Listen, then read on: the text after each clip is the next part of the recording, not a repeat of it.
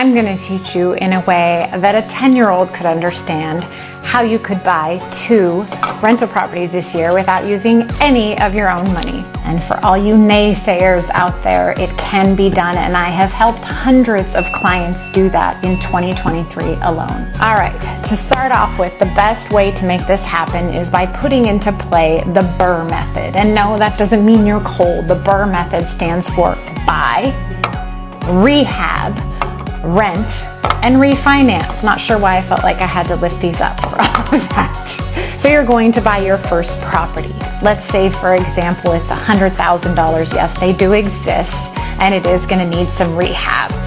You're going to need, because it's your first one, roughly $20,000 to $25,000 for your down payment. Well, how are you going to get that? One of the benefits of working with private lenders is that they allow you to use borrowed funds for that down payment. They don't source or season it. And basically that means they don't look at where it comes from, and they don't need to have it sitting in your bank account for 6 months. One of the easiest methods for that down payment is what's called capital stacking. Basically, what this is you are stacking business credit up to $200,000 at 0% interest. Because it's business credit, it does not reflect on your personal credit report. You're going to use this business credit for your down payment of $25,000 to buy this home.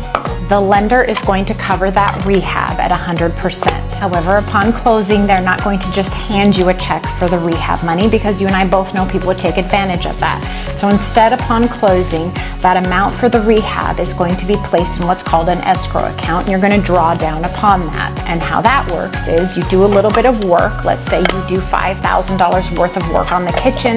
The lender comes out and inspects it, and they give you that $5,000 back. And if you don't want to be using up all your own money for that rehab while you're waiting to be reimbursed, that's where capital stacking can come in and help as well. All right, so you've worked really hard. You've gotten that rehab done. Now you are going to get a renter in here that is going to pay you rent each month that will then cover that mortgage payment. And at the same time, you are going to refinance that loan to pay off that first loan, to pay off that money that you borrowed to buy the home and do the rehab. When you refinance that home, all the closing costs are figured into the loan, so you're not having to come to the table with money. And basically what you're doing is you are going to get up to 75% of that new value of that home. Remember, you did some rehab, so you increased the value of that home.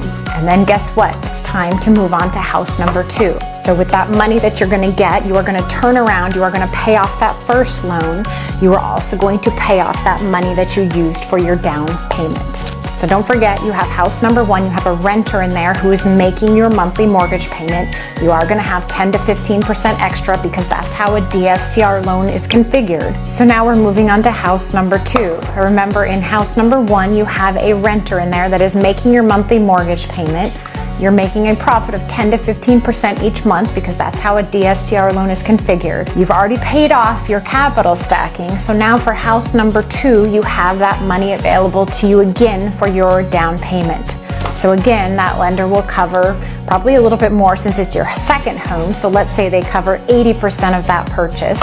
You're going to use that capital stacking for that 20% of down payment, as well as for those rehab costs. You're going to rehab that property. You're going to get a renter in there. You're going to refinance, pay off those first 2 debts. And then guess what? You've got 2 homes, you've got 2 renters in there making your payment, and you're well on your way to building your portfolio, and you haven't used a dime of your own money.